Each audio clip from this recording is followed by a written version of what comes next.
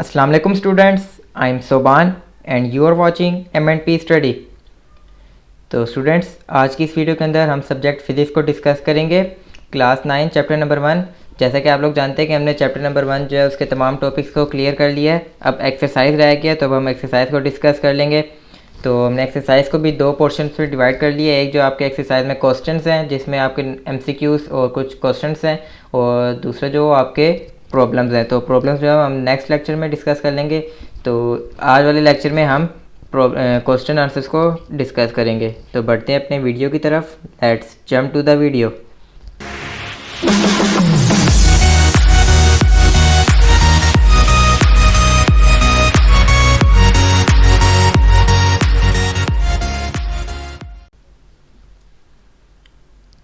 तो स्टूडेंट्स, आप लोगों के क्वेश्चंस जो हैं उसमें क्वेश्चन नंबर 1.1 है हमारे पास MCQs। तो हमारे पास जो कुछ MCQs दिए हुए हैं, हम इस साइड राइट साइड पे हम जो रफ वर्क होगा उसको हम सोल्व कर लेंगे, जो भी हमें क्वेश्चंस दिए होंगे जब हमने उनका सोल्यूशन करना होगा। तो फर्स्ट क्वेश्चन है हमारे पास, the number of base units in SI are. A option है 3, B option 6, C 7 and D is 9। अब आप लोगों को इस न्यूमेरिकल को सोल्व करने के लिए सबसे पहले पता होना चाहिए बेस क्वांटिटीज़ का, कि बेस क्वांटिटीज़ क्या होती हैं, कि जो पहले से मौजूद होती हैं, जो किसी और क्वांटिटीज़ के बनने से नहीं बनती, बल्कि ये और क्वांटिटीज़ को बनाती हैं। और इनके जो यूनिट्स होते हैं उनको हम कहते हैं बेस यूनिट्स। तो अब इन्होंने पूछा हमसे the number of base units in SI are. तो आप लोगों को पता है कि बेस क्वांटिटीज़ कितनी है, 7 है। तो उनके यूनिट्स भी कितने हो जाएंगे, हर क्वांटिटी का एक यूनिट होता है। तो 7 क्वांटिटीज़ के यूनिट्स कितने हो जाएंगे, 7। तो हमारे पास जो इस न्यूमेरिकल का राइट ऑप्शन है वो है 7। क्वेश्चन नंबर 2 है, which of the following unit is not derived unit. A है pascal, B kilogram, C newton and D watt. अब आप लोगों को ड्राइव क्वांटिटीज़ और ड्राइव यूनिट्स का पता होना चाहिए कि ऐसी क्वांटिटीज़ या ऐसे यूनिट्स जो बेस क्वांटिटीज़ या बेस यूनिट से बनते हैं।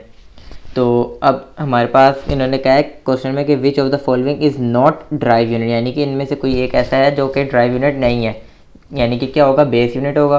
तो आपने इसमें से जज करना है कि आप लोगों को पता है कि बेस क्वांटिटी से बेस यूनिट्स कितने हैं, 7 है, पास्कल, किलोग्राम, न्यूटन, वाट। अब आप लोगों को पता है कि पास्कल जो है वो तो मल्टीपल बेस क्वांटिटी से बेस यूनिट से मिलकर बनता है, न्यूटन एंड वाट भी इसी तरह। न्यूटन फोर्स का यूनिट है और वाट जो है हमारे पास वो पावर का यूनिट है। तो इस वजह से किलोग्राम जो हमारे पास वो राइट ऑप्शन है, क्योंकि ये किसका यूनिट है, मैस का। क्वेश्चन नंबर 3 हमारे पास, amount of substance in terms of number measured in gram, kilogram, newton, mole. अब इसमें हम पढ़ चुके हैं कि एक पूछ रहे हैं कि अमाउंट ऑफ एनी सब्सटेंस किस में हम मेजर करते हैं। अब आप लोगों को पता है कि अमाउंट ऑफ सब्सटेंस क्या चीज़ है, हमारे पास एक बेस क्वांटिटी है, और बेस क्वांटिटी आपको पता है 7 है, उनमें से एक ही हमारे पास अमाउंट ऑफ सब्सटेंस है, और उसका आपको यूनिट भी पता है क्या है, मोल। तो हमने सिंपली यहाँ पे मोल पे हमने चेक लगा देना है कि हमारे पास अमाउंट ऑफ सब्सटेंस का यूनिट है मोल। 4 है हमारे पास, an interval of 200 microsecond is equivalent to A 0.2 seconds, B 0.02 seconds, C 2 × 10⁻⁻4 seconds and D 2 × 10⁻⁻6 second. अब हमने इसको थोड़ा बहुत सोल्व करना है, उसके बाद हमने बताना है कि ये नीचे जो हमें 4 ऑप्शंस दिए हुए हैं इनमें से किसके साथ ये मैच करता है। तो हम यहाँ पे रफ वर्क में लिख लेते हैं। 200 माइक्रो सेकेंड है हमारे पास, जैसे कि आप लोग जानते हैं माइक्रो हमारे पास प्रीफिक्स है और उसकी वैल्यू होती है 10⁻⁻6, वो हमने यहाँ पे लिख ली। अब आप लोगों को पता है कि ये 200 है और 200 के बाद एक पॉइंट है, डेसिमल पॉइंट। तो उसको अगर हम लेफ़्ट साइड पे ले जाएं, अभी तक हमने यहाँ तक जो सोल्व किया और उसमें से भी हम मैच करें तो हमारे पास कोई ऐसी वैल्यू नहीं बनती, 200 की कोई भी ऐसी वैल्यू नहीं है। तो यानी हमें 200 को सोल्व करना है। तो 200 को अगर हम 2 पे सोल्व करते हैं और जो 2 ज़ीरोज़ हैं ये डेसिमल पॉइंट से हम डेसिमल पॉइंट को इन 2 ज़ीरो से लेफ्ट साइड पे मूव कराते हैं, तो हमारे पास पावर पॉजिटिव में आएगी। जो हमारे पास आएगी पावर वो आएगी 10⁻²। अब आप लोग जानते हैं कि अगर बेसिस सेम हो तो पावर्स ऐड हो जाती हैं। तो हम यहाँ पे 10 जो ना 2 बेसिस थी हमारे पास, उनके हमने पावर्स ऐड कर ली, 2 एंड -6। तो हमने ऐड किए पावर, यानी कि साइन जो है सेकंड पावर का चेंज नहीं हुआ ऐड होने में। अगर हम सब्ट्रैक्ट करते तो माइनस माइनस प्लस हो जाता, तो इसलिए हमने ऐड किया।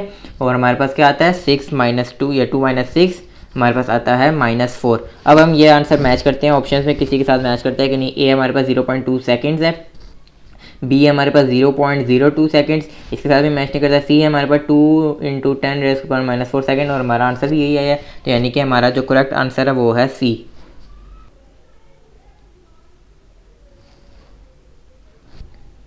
नेक्स्ट आ जाता है हमारे पास question number 5, which of the following is smallest quantity. Option हमें दिए हुए हैं। A option 0.01 gram, B 2 milligram, C हमारे पास 100 माइक्रोग्राम एंड डी 5000 नैनोग्राम। अब हम इसको भी सॉल्व कर लेते हैं रफ वर्क में कि हमारे पास कौन सी स्मॉलेस्ट वैल्यू है। आपने इसी तरह चेक नहीं लगा देना कि वैल्यूज़ देख के कि कौन सी स्मॉलेस्ट वैल्यू है, आपने प्रीफिक्स जो इनके साथ लिखा हुआ है उसको सॉल्व करना है पहले। ठीक हो गया, क्योंकि आप लोगों को प्रीफिक्स की वैल्यूज़ पता हैं, तो पता होंगी जब आपको, तो आप इसको सॉल्व करेंगे तब आपको पता चलेगा कि स्मॉलेस्ट वैल्यू कौन सी है। अब फर्स्ट वाली जो है वो हमारे पास कोई प्रीफिक्स नहीं है, हमारे पास डायरेक्ट यूनिट है, तो इसलिए हम उसको नहीं क्या नाम है छेड़ते। जो ऑप्शन नंबर बी हमारे पास वो है 2 मिलीग्राम। हम आपको पता है मिली की जो पावर वैल्यू होती है 10⁻³ ग्राम। तो हमारे पास जो इसको सॉल्व करके आया है 2 × 10⁻³ ग्राम। नेक्स्ट सी है हमारे पास 100 माइक्रोग्राम। अब माइक्रो की हम पहले पावर वैल्यू लिख लेते हैं और साथ ही साथ हम 100 को भी सिंप्लीफाई कर लेते हैं 1 × 10⁻² में, क्योंकि हमने decimal point 2 zeros left side पे लेके गए तो पॉजिटिव पावर आई है हमारे पास। अब बेसिस सेम है तो हम पावर्स को ऐड कर लेते हैं, 2 - 6 आ जाएगा हमारे पास जो फाइनल आंसर आ जाएगा 1 × 10⁻⁴ ग्राम। अब देखें, देखने में तो 2 मिलीग्राम था और 100 माइक्रोग्राम था, तो आप 2 और 100 में से 2 को चूज़ करते कि 2 वैल्यू छोटी है, लेकिन यूनिट जो है उसके साथ जो प्रीफिक्स लगा है वो माइक्रो जो है ज़्यादा छोटा है किससे, मिली से। तो अब देखें सिंप्लीफाई करके जो हमारे पास आंसर आया 2 × 10⁻³ ग्राम या 1 × 10⁻⁴ ग्राम। तो इसमें से कौन सी छोटी वैल्यू है, हमारे पास जो पावर माइनस में ज़्यादा होती है वो यानी कि हमारे पास छोटी वैल्यू होती है, क्योंकि माइनस में यानी ये इतने टाइम्स छोटी है। तो ये 10⁻³ और 10⁻⁴ यानी कि 10⁻⁴ जो है वो ज़्यादा छोटा है। अब थर्ड जो फोर्थ ऑप्शन है वो देख लेते हैं 5000 नैनोग्राम। 5000 को भी हम सिंप्लीफाई कर लेते हैं। नैनो की वैल्यू आपको पता है 10⁻⁹ होती है। हमने जब 3 zeros हम लेफ्ट साइड पे डेसिमल प्लेस लेके गए तो 10⁻³ आ गई हमारे पास वैल्यू। बेसिस सेम है, पावर हम ऐड कर लेंगे, 3 - 9 हमारे पास आ जाएगा -6। तो हमारे पास फाइनल आंसर बना 5 × 10⁻⁶ ग्राम। अब देखें ये इससे भी छोटी आई है, हालांकि इन्होंने 5000 नैनोग्राम था, लेकिन नैनो की वजह से, क्योंकि नैनो जो है वो 10⁻⁹ होती है पावर, तो उस वजह से ही ये बहुत छोटी वैल्यू है। हमारा जो इसमें करेक्ट आंसर है वो है डी 5000 नैनोग्राम। 6 है हमारे पास, which instrument is most suitable to measure internal diameter of test tube. A है हमारे पास मीटर रूल, बी है वर्नियर कैलिपर्स, सी है मेजरिंग टेप एंड डी है स्क्रू गेज। अब इनमें से हमने बताना है कि internal diameter of a test tube measure करने के लिए कौन सा इसमें से इंस्ट्रूमेंट ज़्यादा सूटेबल रहेगा। अब मैंने आपको बताया था कि जो सेंचुरीज आगे जाती रहती हैं तो नई नई प्रिवेंशन होती रहती हैं और नए नए इंस्ट्रूमेंट्स ईजाद होते रहते हैं। तो मैंने आपको बताया था कि स्क्रू गेज जो है सबसे ज़्यादा मोर प्रिसाइज स्मॉलेस्ट वैल्यू में प्रोवाइड करता है।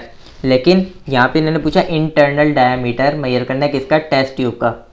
तो टेस्ट ट्यूब का इंटरनल डायमीटर तो हम स्क्रू गेज से मेजर नहीं कर सकते, क्योंकि स्क्रू गेज से हम इंटरनल डायमीटर नहीं मेजर कर सकते, सिर्फ एक्सटर्नल डायमीटर मेजर कर सकते हैं। लेकिन मैंने आपको वर्नियर कैलिपर के टॉपिक में पढ़ाया था कि वर्नियर कैलिपर से हम क्या क्या चीज़ मेजर कर सकते हैं। एक्सटर्नल डायमीटर के साथ साथ हम जो इसके ऊपर की तरफ जो जाज होते हैं, आउटर जाज होते हैं, वो हम उस इंटरनल डायमीटर को भी उससे मेजर कर सकते हैं। और इसकी एक लास्ट में स्टेम होती है जिससे हम डेप्थ को भी, गहराई को भी मेजर कर सकते हैं। तो यानी कि यहाँ पे मीटर रूल से भी हम मेजर नहीं कर सकते और मेजरिंग टेप से भी इंटरनल डायमीटर को मेजर नहीं कर सकते। तो जो हमारे पास बेस्ट वे है और बेस्ट ऑप्शन है हमारे पास वो है वर्नियर कैलिपर। क्योंकि आपको पता है जो उसके लोअर जो जाज होते हैं वो हमारे पास एक्सटर्नल डायमीटर को मेजर करने के लिए यूज़ होते हैं, और जो अपर जाज होते हैं जो छोटे छोटे से ऊपर आपको मैंने पिक्चर में दिखाया था वो हमें इंटरनल डायमीटर फाइंड करने के लिए इस्तेमाल होते हैं। 7 है हमारे पास, a student claim diameter of wire as 1.032 cm using vernier calipers. Up to what extent do you agree with it? Option है 1 cm, 1.0 cm, 1.03 cm and 1.032 cm। अब इन्होंने हमें 4 वैल्यूज़ दे दी हैं, यही वैल्यू के 4 वैल्यूज़ दे दी हैं कि इनमें से कौन सी वैल्यू जो आप सूटेबल आपको लगती है या आप सपोज आप जो है इसको क्लेम करते हैं कि इनमें से कौन सी वैल्यू ज़्यादा सूटेबल है। अब ये हम किस तरह कर सकते हैं, एक स्टूडेंट है उसने किससे ये मेजर किया वायर का डायमीटर 1.032 सेंटीमीटर वर्नियर कैलिपर से।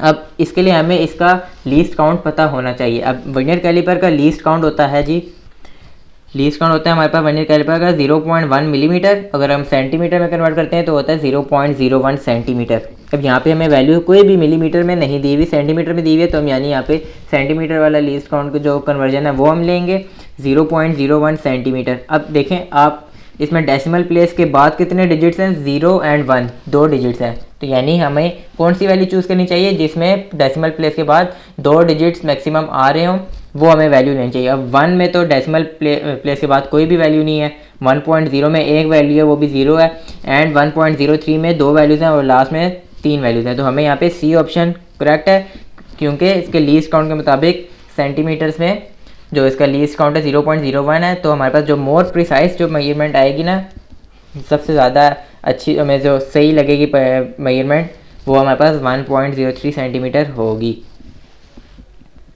8th है हमारे पास, a measuring cylinder is use to measure A mass, B area, C volume and D level of liquid. अब आप लोगों को मैंने पढ़ाया था मेजरिंग सिलेंडर का टॉपिक, कि मेजरिंग सिलेंडर जो होता है किस चीज़ को मेजर करने के लिए इस्तेमाल होता है। तो वो हमारे पास बेसिकली क्या होता है, एक वॉल्यूम मेजरिंग इंस्ट्रूमेंट होता है। तो यहाँ पे उन्होंने हमसे यही पूछा कि मेजरिंग इंस्ट्रूमेंट से हम क्या चीज़, कौन सी क्वांटिटी मेजर करते हैं।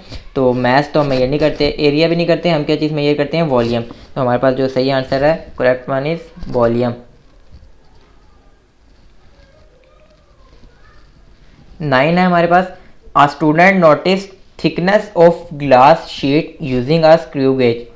On main scale it reads 3 divisions while 8th division of circular scale coincides with index line. Its thickness is, अब हमने इसकी थिकनेस को बताने की क्या होगी, ए है हमारे पास 3.8 सेंटीमीटर, बी है हमारे पास 3.08 मिलीमीटर, सी है हमारे पास 3.8 मिलीमीटर एंड डी है हमारे पास 3.08 मीटर। अब इसके लिए हमें रफ वर्क की ज़रूरत पड़ेगी क्योंकि इसमें काफ़ी सॉल्व करने वाला हिस्सा है। आप लोगों को मेजरमेंट स्क्रू गेज से लेने आती है, मैंने आपको सिखाया था कि किस तरह हम मेजरमेंट लेते हैं वर्नियर कैलिपर की भी और स्क्रू गेज की। तो यहाँ पे हमें कौन सा इंस्ट्रूमेंट यूज़ किया गया है, स्टूडेंट ने स्क्रू गेज यूज़ किया है और उसके मेन स्केल पे उसकी जो रीडिंग आई है वो आई है 3 डिवीजन्स। तो हम मेन स्केल की रीडिंग लिख लेते हैं, हमारे पास 3 आ गई, और जो सर्कुलर स्केल की जो डिवीज़न है जो मेन स्केल के साथ इंडेक्स लाइन के साथ कंसाइड करी है वो सर्कुलर स्केल की 8th डिवीज़न है। तो वो हमने 8th डिवीज़न लिख ली, और हमने क्या करना है, इस जो सर्कुलर स्केल की डिवीज़न होती है उसको least count of dead instrument से मल्टीप्लाई करना होता है। हमने यहाँ पे जो लीस्ट काउंट है स्क्रू गेज का 0.01 मिलीमीटर, उससे हमने मल्टीप्लाई कर लिया, हमारे पास आ जाएगा 0.08 मिलीमीटर। अब हमने जो मेन जो वैल्यू लेनी है वो हमने मेन स्केल की रीडिंग प्लस करनी है सर्कुलर स्केल की जो रीडिंग हमने ली है, मल्टीप्लाई करने के बाद किससे मल्टीप्लाई किया, least count of screw gauge. Least count of screw gauge से मल्टीप्लाई किया, 0.08 मिलीमीटर आया। अब हमने 3 प्लस 0.08 मिलीमीटर करना है, इनको दोनों को ऐड कर देना है, हमारे पास जो आंसर आता है वो आता है 3.08 मिलीमीटर। अब हमने चेक करना है कि इनमें से कौन सा आंसर सही है। ए हमारे पास है 3.8 सेंटीमीटर। अब अगर सेंटीमीटर है, इसको भी अगर हम मिलीमीटर में कन्वर्ट करते हैं तो हमारे पास ये वैल्यू नहीं आती। बी जो है हमारे पास ऑप्शन वो करेक्ट ऑप्शन है 3.08 मिलीमीटर। तो हम बी वाले ऑप्शन के साथ जाएंगे और बी वाला ऑप्शन करेक्ट करेंगे। 10 है हमारे पास, significant figures in an expressions are, A है all the digits, B all the accurately known digits, C है all the accurately known digits and the first doubtful digits, and D all the accurately known and the doubtful all the doubtful digits. अब basically इसमें हमने जो definition है basic सी जो हमारे पास significant figures की हमने जो पढ़ी है वो हमने बतानी है कि क्या है। आप लोग जानते हैं डेफिनेशन क्या है, हमारे पास जो ऑप्शन सी है वो करेक्ट ऑप्शन है, क्योंकि आप लोगों को पता है कि all the accurately known digits and the first doubtful digits in an expression are called as significant figures. यानी कि कोई भी जो एक्यूरेटली नॉन डिजिट्स हैं और जो हमें पहला कोई भी डिजिट आ जाए जिस पे हमें डाउट हो कि ये इससे ज़्यादा वैल्यू भी हो सकती थी और इससे कम वैल्यू भी हो सकती थी, तो उनको हम बेसिकली क्या कहते हैं, फिगर्स को सिग्निफिकेंट फिगर्स।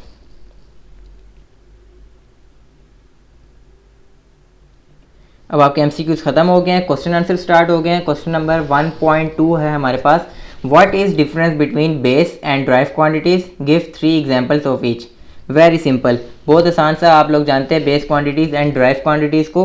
उन्होंने डिफरेंस पूछा कि इन दोनों के दरमियान क्या डिफरेंस है, तो हमें इनकी बेसिकली पहले डेफिनेशंस का पता होना चाहिए। हम ये डिफरेंस है क्योंकि, तो हम इसके लिए बीच में लाइन लगा लेंगे, एक साइड पे हम बेस क्वांटिटीज़ लिखेंगे, एक साइड पे हम ड्राइव क्वांटिटीज़ लिखेंगे। पहले हम दोनों की डेफिनेशंस लिख लेंगे। डेफिनेशन आप लोग जानते हैं कि क्या होती है base quantity and derived quantity की। बेस क्वांटिटी की डेफिनेशन है, base quantities are the quantities on the basis of which other quantities are expressed, के जो पहले से क्वांटिटीज़ हों उनसे कोई और क्वांटिटीज़ ना बने, बल्कि ऐसी क्वांटिटीज़ हैं जिनसे और क्वांटिटीज़ आगे बने, वो होती हैं बेस क्वांटिटीज़, जो दूसरी क्वांटिटीज़ की बेस बनती हैं। ड्राइव क्वांटिटीज़ का आपको पता है कि जो बेस क्वांटिटीज़ या और क्वांटिटीज़ से मिलके बनती हैं उनको कहते हैं ड्राइव क्वांटिटीज़, के किसी भी बेस क्वांटिटी से ड्राइव होके जो आगे हमारे पास क्वांटिटीज़ आती हैं। एग्जाम्पल भी उन्होंने कहा कि 3 एग्जाम्पल्स लिखने, तो हम यहाँ पे एग्जाम्पल भी कंसीडर कर लेते हैं।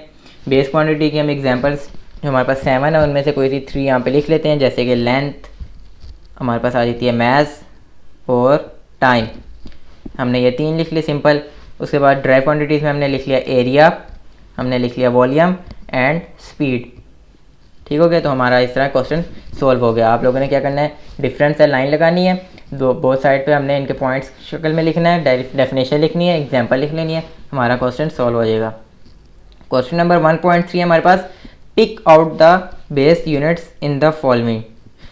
अब ये ना हमें काफ़ी सारे यूनिट्स दिए हुए हैं, अब इनमें से हमने बताना है कि बेस यूनिट्स कौन से हैं। आप लोगों को पता है, आप लोगों को ध्यान में रहना चाहिए कि बेस यूनिट्स कौन से होते हैं। तो हमारे पास आ जाता है जाउल। जाउल आपको पता है कि वर्क का यूनिट होता है, ये जाउल तो हमारे पास बेस यूनिट नहीं है। न्यूटन के फोर्स का यूनिट होता है, वो भी हमारे पास बेस यूनिट नहीं है, क्योंकि फोर्स जो हमारे पास ड्राइव क्वांटिटी है। एंड किलोग्राम आपको पता है मैथ का यूनिट होता है, और मैथ हमारे पास बेस क्वांटिटी है, तो इसके मतलब किलोग्राम जो है वो हमारे पास बेस यूनिट है, हम लिख लेंगे किलोग्राम। उसके बाद आ जाएगा हमारे पास हर्ट्स। हर्ट्स भी हमारे पास जो है वो ड्राइव यूनिट है। मोल आपको पता है अमाउंट ऑफ अ सब्सटेंस का, अमाउंट ऑफ अ सब्सटेंस जो आपको पता है बेस क्वांटिटी है, तो इसलिए हम मोल भी लिख लेंगे। एम्पेयर आपको पता है करंट का है यूनिट, इसलिए हमने वो भी लिख लिया, क्योंकि हमारे पास करंट बेस क्वांटिटी है, तो एम्पेयर बेस यूनिट है। मीटर भी आपको पता है कि लेंथ जो हमारे पास बेस क्वांटिटी है उसका यूनिट होता है मीटर, मीटर हमारे पास बेस यूनिट है। एंड लास्ट केल्विन, केल्विन जो होता है वो टेम्परेचर हमारे पास बेस क्वांटिटी है, तो उसको हम केल्विन में मेजर करते हैं, यूनिट जो है वो बेस यूनिट है हमारे पास केल्विन। आगे कूलम एंड वाट, ये दोनों मल्टीपल बेस यूनिट से मिलके बनते हैं, तो इस वजह से ये दोनों भी हमारे पास ड्राइव क्वांटिटी हैं। तो हमारे पास जो 5 आए हैं यूनिट्स, बेस यूनिट्स, वो हैं kilogram, mole, ampere, metre and kelvin. उसके बाद आ जाता है हमारे पास 1.4, find the base quantities involve in each of the following derived quantities. अब हमने ये ड्राइव क्वांटिटीज़ दी हुई हैं, ये हमने बताना है कि कौन कौन सी बेस क्वांटिटीज़ से मिलके बनी हैं। फर्स्ट ऑफ ऑल हम लिख लेते हैं यहाँ पे स्पीड, हमें फर्स्ट में स्पीड दी हुई है।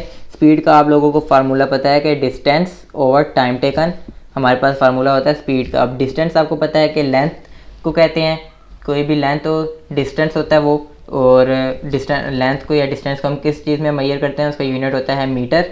टाइम आपको पता है कि हम सेकंड में मेजर करते हैं, हमारे पास जो यूनिट बन जाता है मीटर पर सेकंड, तो यानी कि मीटर भी हमारे पास बेस यूनिट है और सेकंड भी हमारे पास बेस यूनिट है। तो ये किन किन के बेस यूनिट है, मीटर जो है लेंथ का है एंड सेकंड जो है वो टाइम का है। तो लेंथ एंड टाइम जो है वो हमारे पास स्पीड में इन्वॉल्व है, इस स्पीड के फार्मूला में। तो स्टूडेंट्स नेक्स्ट आ जाता है हमारे पास वॉल्यूम। वॉल्यूम का आप लोगों को फार्मूला पता है कि length into width into height, यानी कि 3D जो हमारे पास शेप्स होती हैं उसका वॉल्यूम होता है, एंड 2 डायमेंशनल जो शेप्स होती हैं उनका एरिया होता है। तो 3 डायमेंशनल में हमारे पास एक डायमेंशन में लेंथ होती है, दूसरे डायमेंशन में हमारे पास विड्थ होती है, एंड थर्ड डायमेंशन में हाइट होती है। तो ये इन तीनों को हम मेजर करते हैं, length width and height metre में मेजर करते हैं, तो मीटर मल्टीप्लाई बाय मीटर हमारे पास बन जाता है। बेसिस सेम है तो पावर ऐड कर देंगे, मीटर क्यूब बन जाएगा। तो यानी कि हमारे पास यहाँ पे भी क्या इन्वॉल्व है, लेंथ इन्वॉल्व है, और लेंथ हमारे पास बेस क्वांटिटी है, तो इस वॉल्यूम के फार्मूले में हमारे पास लेंथ इन्वॉल्व है। नेक्स्ट आ जाता है हमारे पास फोर्स। फोर्स का यूनिट होता है हमारे पास मास इनटू एक्सेलरेशन। अब मास जो आपको यूनिट पता है मास का किलोग्राम, एंड एक्सेलरेशन यूनिट आपको पता है कि मीटर पर सेकंड स्क्वायर। तो हमारे पास जो फार्मूला बन जाता है किलोग्राम मीटर पर सेकंड स्क्वायर। और इसको हम न्यूटन भी कहते हैं। इस पूरे फार्मूले को, जो ये पूरे यूनिट को, जो फोर्स का यूनिट है, इसको हम न्यूटन भी कहते हैं। तो इसमें फोर्स का जो फार्मूला है, इसमें हमारे पास कौन कौन से बेस क्वांटिटीज़ इन्वॉल्व हैं। एक मास है और दूसरी एक्सेलरेशन जो है वो हमारे पास ड्राइव क्वांटिटी है। वो किस चीज़ का ड्राइव क्वांटिटी है? एक वेलोसिटी आपको पता है एक स्पीड ही होती है, और दूसरा टाइम। तो time and mass and velocity या स्पीड, ठीक हो गया, वो हमारे पास इन्वॉल्व है फोर्स में। नेक्स्ट आ जाता है हमारे पास वर्क भी होता है। वो हमारे पास फार्मूला होता है फोर्स इनटू डिस्प्लेसमेंट। तो डिस्प्लेसमेंट का आपको पता है फार्मूला कि डिस्प्लेसमेंट हम किस चीज़ में मेजर करते हैं? मीटर में, क्योंकि हमारे पास एक ये लेंथ होती है। तो हमारे पास आ जाता है फोर्स का यूनिट हमने ऊपर ड्राइव किया, किलोग्राम मीटर पर सेकंड स्क्वायर हमारे पास आ जाता है। साथ हमने एम लिख लिया, तो ये एम जो है बेसिस से में पावर ऐड हो जाएंगे, तो किलोग्राम मीटर स्क्वायर पर सेकंड स्क्वायर हमारे पास वर्क का फार्मूला बन जाएगा। और इसमें भी हमारे पास क्या क्या इन्वॉल्व है? लेंथ इन्वॉल्व है, और फोर्स में मैंने आपको जैसे कि बताया कि क्या इन्वॉल्व है? स्पीड इन्वॉल्व है, टाइम इन्वॉल्व है, एंड क्या इन्वॉल्व है हमारे पास? लेंथ। फोर्स में हमारे पास मैथ है, मैथ हमारे पास इन्वॉल्व है, एंड एक्सेलरेशन होता है स्पीड एंड टाइम। तो हमारे पास फोर्स में मैथ, स्पीड, टाइम इन्वॉल्व है, तो वर्क में math, speed, time and displacement length होती है, तो लेंथ, ये चार चीज़ें इन्वॉल्व हैं।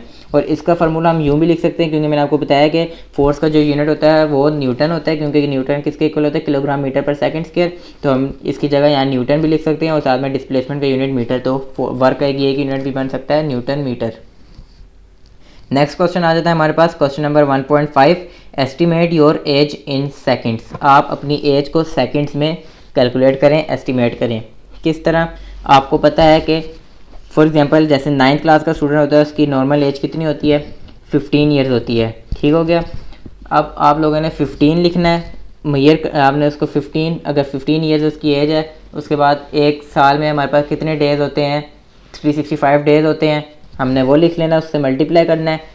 साथ हमने क्या कर लेना है? हमने 1 ईयर में कितने डेज होते हैं? 365 डेज होते हैं, एंड 1 डे में कितने आवर्स होते हैं? 24 आवर्स होते हैं, वो हमने यहाँ पे लिख लेना है। तो फिर 1 आवर में कितने मिनट होते हैं, वो हमने साथ लिख लेना है, एंड 1 मिनट में कितने सेकेंड्स होते हैं, क्योंकि हम स्मॉलेस्ट वैल्यू में कहाँ पे लेके जाना है? Estimate your age in seconds. तो हमने सेकेंड्स तक लेके जाना है।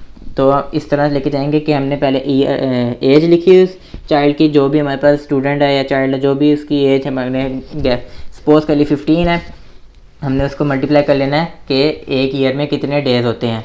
वो हमने लिख लिया 365। उसके बाद एक डे में कितने आवर्स होते हैं, हमने लिख लिया 24। एक आवर में कितने मिनट होते हैं, हमने लिख लिया 60। उसके बाद एक मिनट में कितने सेकंड होते हैं, हमने लिख लिया 60। अब हम इन सबको जब मल्टीप्लाई करते हैं, हमारे पास जो वैल्यू आती है वो आती है 473040000 सेकंड।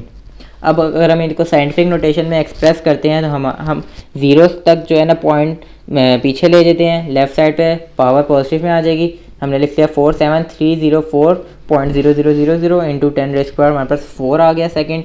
तो हमने ये जीरोस ख़त्म कर लिया, 47304 इंटू 10⁻⁴ सेकंड। नेक्स्ट क्वेश्चन है हमारे पास, question number 1.6, what role SI units have played in development of science. पूछ रहे हैं कि एसआई यूनिट ने क्या रोल प्ले किया है डेवलपमेंट ऑफ साइंस में, साइंस की डेवलपमेंट में क्या रोल प्ले करती है।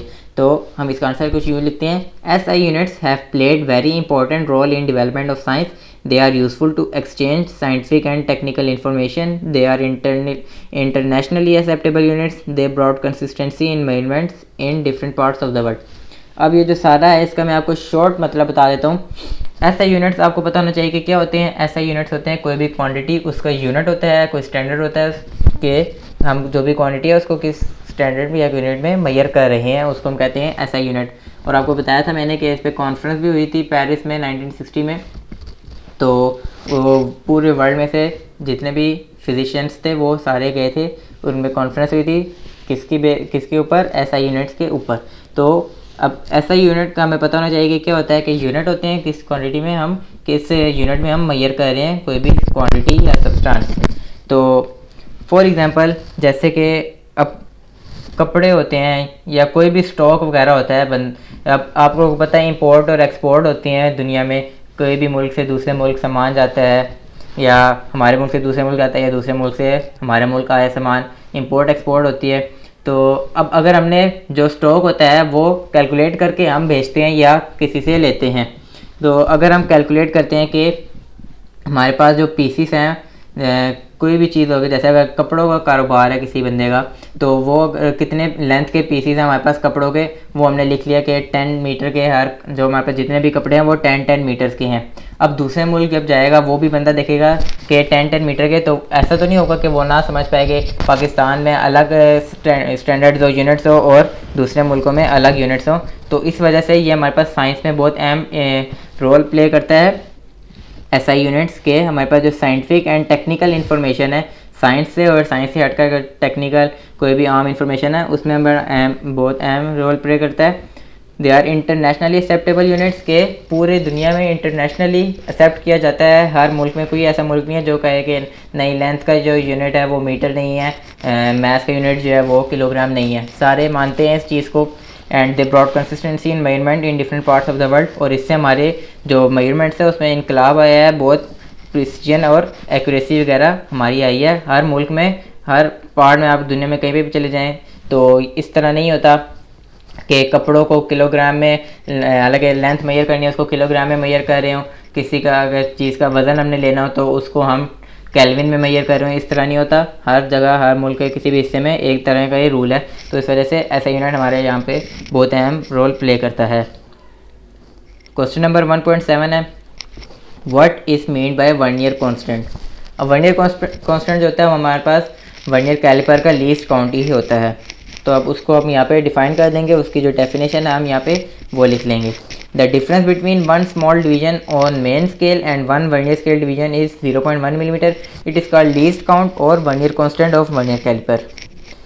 आप लोगों को पता है कि मैं लीस्ट काउंट आप लोगों को पहले ऑलरेडी पढ़ा चुका हूँ। क्या होता है कि difference between one smallest division जो होती है हमारे पास मेन स्केल की, और वन वर्नियर स्केल डिवीजन कोई भी डिवीजन होती है, वो हमारे पास आती है वैल्यू 0.1 मिलीमीटर, जो कि हमारे पास क्या है, लीस्ट काउंट है किसका, वर्नियर कैलिपर का, और इसका दूसरा नाम है वर्नियर कांस्टेंट, और हमने उसी को डिफाइन करना था तो हमने इस तरह डिफाइन कर लिया।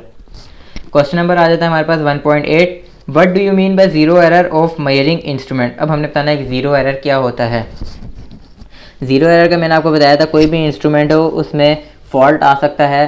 तो जैसे कि मैंने आपको बताया था vernier caliper and screw gauge का जीरो एरर का, कि कोई भी वैल्यू है वो पॉजिटिव में ज़ीरो एरर भी हो सकती है, नेगेटिव में ज़ीरो एरर भी हो सकती है। तो पहले अगर हम इसके देख लेते हैं कि क्या इसका आंसर है, फिर मैं आपको इसको बता देता हूँ कि इसका सारा कुछ ब्रीफली बता देता हूँ। Zero error of an instrument means if the zeros of both scale of that instrument do not कंसाइड with each other, zero error में भी positive and negative. Zero error मैंने आपको चेक करने का तरीका भी बताया था कि जैसे वर्नियर कैलिपर है उसका मेन स्केल और वर्नियर स्केल के दोनों जीरोस जो हैं वो कंसाइड करेंगे अगर, तो हमारे पास जो मेजरमेंट होगी उसमें कोई भी जीरो एरर नहीं आएगा। लेकिन अगर थोड़ा सा आगे या थोड़ा सी पीछे होगा जीरो किसी भी स्केल का, तो वो हमारे पास जीरो एरर आएगा। अगर लेफ़्ट साइड पे होगा तो हमारे पास आएगा negative zero error, right side पे होगा तो हमारे पास पॉजिटिव जीरो एरर आएगा।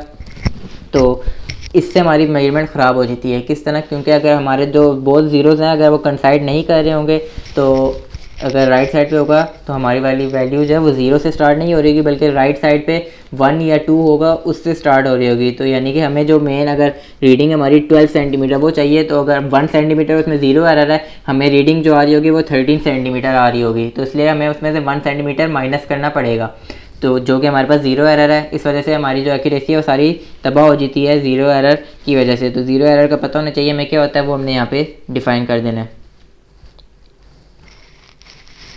नेक्स्ट आ जाता है हमारे पास question number 1.9, why is use of zero error necessary in a measuring instrument, के ज़ीरो एरर का इस्तेमाल जो मेजरिंग इंस्ट्रूमेंट में अहम क्यों है। इसका आंसर हम देख लेते हैं कि क्या है इसका आंसर है।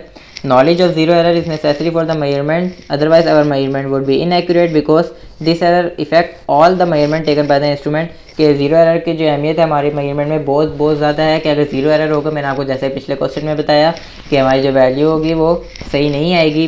कि हमें कोई वैल्यू है, कोई भी मैथ्स हमने जैसे मैथ्स कैलकुलेट करना है किसी भी चीज़ का, तो अगर उसमें पॉजिटिव ज़ीरो एरर है, वैल्यू जो है हमारी ज़ीरो से स्टार्ट नहीं हो रही बल्कि 5 से स्टार्ट हो रही है, और हमारा जो मेन जो मैथ्स है ऑब्जेक्ट है जिसको हमने मैथ्स लेना वो 15 kg है, तो हमारे पास वो 15 kg नहीं बल्कि 20 kg आ रहा होगा, क्योंकि उसमें 5 किलोग्राम जो है वो हमारे पास ज़ीरो एरर है, तो उसको हमें जो है ज़ीरो करेक्शन के ज़रिए नेगेटिव में कन्वर्ट करके हमें उसमें मेन जो ऑब्जर्व कैलकुलेशन है उसमें से हमें माइनस करना होगा, तो जब हमारे पास एक्यूरेट मेजरमेंट आएगी तो इस वजह से हमारे पास पॉजिटिव नेगेटिव ज़ीरो एरर होते हैं, जिससे हमारी जो एक्यूरेसी है मेजरमेंट की वो सारी तबाह हो जाती है, ख़राब हो जाती है। हमारी एक्यूरेसी वैल्यू की जो मेजरमेंट है वो कभी भी सही नहीं आती है। इस वजह से ज़ीरो एरर जो है वो बहुत अहम रोल प्ले करता है मेजरिंग इंस्ट्रूमेंट के अंदर। क्वेश्चन नंबर 1.10 है, what is a stop watch, what is least count of mechanical stop watch you have used in the laboratories. अब हमने बेसिकली पहले स्टॉप वॉच को डिफाइन करना है कि स्टॉप वॉच क्या होता है। स्टॉप वॉच मैंने आपको बताया था कि एक टाइम मेजरिंग इंस्ट्रूमेंट है। स्टॉप वॉच की डेफिनेशन लिख लेंगे, stop watch is use to measure the time interval of an event या ऑफ एनी इवेंट। कोई भी मुख्तसर लम्हा हो या कोई भी ज़्यादा बड़ा लम्हा हो, उसके दरमियान टाइम जो भी मेजर किया जाता है वो स्टॉप वॉच के ज़रिए मेजर किया जाता है। तो मैंने आपको बताया था कि स्टॉप वॉच दो तरह की होती हैं, mechanical stop watch and digital stop watch. अब वो मुझसे पूछ रहे हैं what is least count of mechanical stop watch, और मैकेनिकल स्टॉप वॉच का लीस्ट काउंट आपकी बुक में लिखा हुआ भी है। मैंने टॉपिक में भी आपको पढ़ाया था। मैकेनिकल स्टॉप वॉच का लीस्ट काउंट जो है वो आता है हमारे पास 0.1 सेकेंड। क्वेश्चन नंबर 1.11 है हमारे पास, why do we need to measure extremely small interval of time, कि हमें टाइम के स्मॉल छोटे इंटरवल क्यों मेजर करने होते हैं। In order to find result with great accuracy we ऑफर need to measure extremely small interval of time in scientific experiments, कि हमें अगर अपना रिजल्ट की जो एक्यूरेसी है वो ज़्यादा से ज़्यादा चाहिए, ज़्यादा से ज़्यादा एक्यूरेट हमें मेजरमेंट चाहिए, उसके लिए हमें स्मॉल से स्मॉल मेजरमेंट इंटरवल हमें चाहिए होगा टाइम का। The period of vibration of helical spring, time period of simple pendulum etcetera must be measured accurately. अब मैं आपको इसका बहुत शॉर्ट बहुत आसान सा बताता हूँ कि इसका मतलब क्या है। अब जैसे कि एक बाईसाइकिलिस्ट है, उसने रेस लगाई है, उसने 2 आवर्स तक बाईसाइकिल चलाई है। अब हमने वो टाइम नोट करना है। अब हमारे पास अगर लीस्ट काउंट जो होगा किसी भी टाइम मेजरिंग इंस्ट्रूमेंट जो भी होगा हमारे पास, उसका अगर आवर्स होगा 1 आवर होगा लीस्ट काउंट, तो हमारे पास जो आएगा ये वैल्यू वो 2 और आएगी। लेकिन अगर उसी के बरक्स हमारे पास अगर मिनट्स 1 मिनट होगा उसका लीस्ट काउंट, हमारे पास जो आएगी वैल्यू वो आएगी 2 आवर्स, या 2 आवर्स से पहले कुछ मिनट्स या 2 आवर्स के बाद कुछ मिनट्स, यानी कि 1 आवर्स 59 मिनट्स भी हो सकती है और 2 आवर्स 1 या 2 मिनट्स भी हो सकती है। यानी कि हमारे पास एक्यूरेसी ज़्यादा होगी, क्योंकि बाईसाइकिलिस्ट जब उसने स्टार्ट की किसी वजह से क्या नाम है, कभी स्पीड ज़्यादा कभी स्पीड कम भी हो सकती है उसकी, तो पर ज़रूरी नहीं है परफेक्टली 2 आवर्स ही उसने चलाई हो, सेकंड्स ऊपर नीचे भी हो सकते हैं। और उसी के बरक्स अगर हमारे पास लीस्ट काउंट 1 सेकंड हो हमारे पास टाइम मेजरिंग इंस्ट्रूमेंट का, हमारे पास सेकंड्स में भी वैल्यू आ जाएगी, क्योंकि आपको पता है सेकंड्स कितने तेज़ी से चलते हैं। तो अब बाइसिकलिस्ट ने आके रोकी है साइकिल, उतने में 1-2 सेकंड भी गुजर सकते हैं, तो वो भी हमारे पास उस मेजरिंग इंस्ट्रूमेंट में काउंट हो जाएंगे। तो जितनी हमारे पास छोटी से छोटी लीस्ट काउंट वाली इंस्ट्रूमेंट होगा जो भी हमारे पास, उससे हमारे पास ज़्यादा एक्यूरेट वैल्यू आएगी। तो वही हमें इनसे पूछा है, क्वेश्चन में पूछा गया why do we need to measure extremely small interval of time, कि स्मॉल इंटरवल में टाइम क्यों ज़रूरी होता है मेजरमेंट में। तो हमने उसका आंसर बता देना है इस तरह।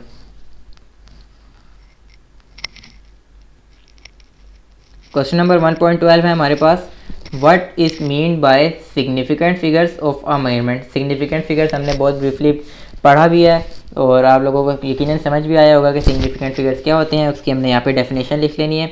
All the accurately known digits and the first doubtful digit in an expression are called significant figures. और साथ हम कोई एग्जांपल दे देंगे, जैसे कि 0.0358 हैज़ 3 सिग्निफिकेंट फिगर्स। मैंने आपको इसके रूल भी बहुत ब्रीफली बताए थे कि किस तरह हमें पता लगता है कि इसके अंदर कितने सिग्निफिकेंट डिजिट्स हैं। तो ये जो हमारे पास वैल्यू है इसके अंदर 3 सिग्निफिकेंट फिगर्स है, क्योंकि जो लेफ़्ट साइड पे जीरो होते हैं वो हम काउंट नहीं करते, और 358 हमारे पास नॉन ज़ीरो डिजिट्स हैं, और नॉन ज़ीरो डिजिट्स आपको पता है कि सिग्निफिकेंट डिजिट्स होते हैं। तो हमारे पास इसमें 3 सिग्निफिकेंट फिगर्स हैं।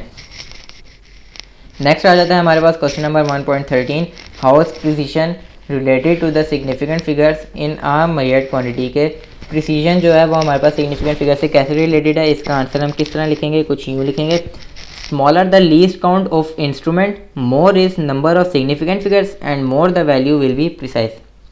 क्या मतलब, पहले आप इसका जो एक लाइन है उसका मतलब समझे, smaller the least count of instrument, कि अगर हमारे पास जो इंस्ट्रूमेंट है उसका लीस्ट काउंट सबसे ज़्यादा छोटा होगा। जैसे कि मैंने आपको पिछले क्वेश्चन में क्वेश्चन नंबर 1.11 में टाइम के बारे में बताया था कि अगर हमारे पास आवर्स के बजाय सेकंड्स तक का लीस्ट काउंट हमारे पास हो कि जैसे मैकेनिकल स्टॉप वॉच का 0.1 सेकेंड लीस्ट काउंट है, इसी तरह डिजिटल स्टॉप वॉच का इससे और स्मॉलेस्ट लीस्ट काउंट है।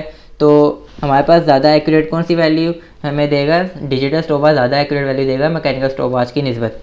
तो इसी तरह अगर यहाँ पे हमने लिखा है कि smaller the least count of instrument more is number of significant figures, कि हमारे पास जितनी छोटी वैल्यू होगी। अब मैंने आपको जो एग्जांपल में बताया था कि 2 आवर्स उसने बाईसाइकिल चलाई बाईसाइकिलिस्ट ने, लेकिन अगली दफ़ा हमने जब दूसरे इंस्ट्रूमेंट से मेजर किया जिसका लीस्ट काउंट 1 मिनट था, उसमें हमारे पास मिनट्स में भी वैल्यू आई, यानी कि वैल्यू हमारे पास बढ़ गई। उसके बाद सेकंड्स में भी वैल्यू हुई, हमारे पास वैल्यू और बढ़ गई, तो हमारे पास उसमें सिग्निफिकेंट फिगर्स की तादाद भी और बढ़ गई। तो ये इस 2 लाइनों का मतलब यही है, smaller the least count of instrument का, अगर जितना स्मॉल होगा लीस्ट काउंट हमारे पास इंस्ट्रूमेंट का, हमारे पास सिग्निफिकेंट फिगर्स जो हैं वो ज़्यादा आएंगे। और अगर हमारे पास सिग्निफिकेंट फिगर्स ज़्यादा आएंगे तो नेक्स्ट जो हमारे पास लाइन है, and more the value will be precise, कि सिग्निफिकेंट फिगर्स अगर ज़्यादा आएंगे तो ऑटोमेटिकली हमारे पास जो वैल्यू होगी उसकी प्रिसीजन भी बढ़ जाएगी, उसकी प्रिसीजन और एक्यूरेसी जो होगी हमारे पास ज़्यादा आएगी, उसकी एक्यूरेसी हमारे पास बढ़ जाएगी। यही हमें बताना था। इस साथ हम कोई एग्जांपल भी हम शेयर कर लेते हैं। बुक में आपके एग्जांपल है, 2 students measure the length of box as 18.425 centimetre and 18.42 centimetre by vernier calipers. 18.425 centimetre is more precise because it has more significant figures. अब 2 स्टूडेंट्स हैं, एक स्टूडेंट ने बॉक्स की लेंथ मेजर की है 18.425 सेंटीमीटर, दूसरे स्टूडेंट ने मेजर किया 18.42 सेंटीमीटर। अब इनमें से सबसे ज़्यादा सिग्निफिकेंट डिजिट्स जो हैं 18.425 सेंटीमीटर में, तो इसकी एक्यूरेसी और प्रिसीजन भी है वो हमारे पास बढ़ जाएगी। तो इस वजह से 18.425 सेंटीमीटर को ज़्यादा प्रेफर मिलेगा, क्योंकि इसके अंदर ज़्यादा सिग्निफिकेंट फिगर्स है, तो हमारे पास ये मोर प्रिसाइज वैल्यू है। तो इसके अंदर सिग्निफिकेंट फिगर्स की तादाद ज़्यादा है और प्रिसीजन हमारे पास वैल्यू है ज़्यादा, तो इस वजह से 18.42 से ज़्यादा 18.425 सेंटीमीटर प्रिसाइज है। तो हमारे क्वेश्चन जो यहाँ पे ख़त्म हो जाते हैं। हमारा जो लेक्चर था आज का बस यहीं तक था। उसके बाद अगर नेक्स्ट लेक्चर में हम प्रॉब्लम्स को डिस्कस करेंगे। मेरी वीडियो अगर आपको अच्छी लगी हो तो वीडियो को लाइक कर दीजिएगा। चैनल पर नए हैं, वीडियो पहली दफ़ा देख रहे हैं तो चैनल को सब्सक्राइब कर दें और बेल आइकन पर क्लिक कर दीजिएगा, ताकि मेरी हर न्यू आने वाली वीडियो का नोटिफिकेशन सबसे पहले आपको मिल जाए। और मैं मिलता हूँ आपसे नेक्स्ट वीडियो में, तब तक के लिए अल्लाह हाफिज़।